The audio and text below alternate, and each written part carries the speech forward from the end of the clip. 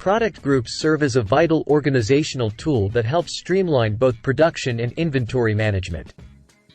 They allow you to categorize products and their related subproducts into distinct groups, making it easier to manage various aspects of the manufacturing process.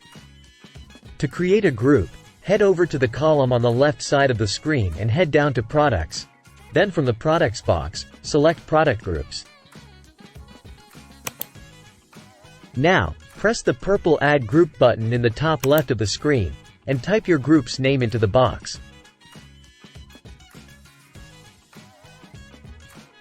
Don't forget to press Create.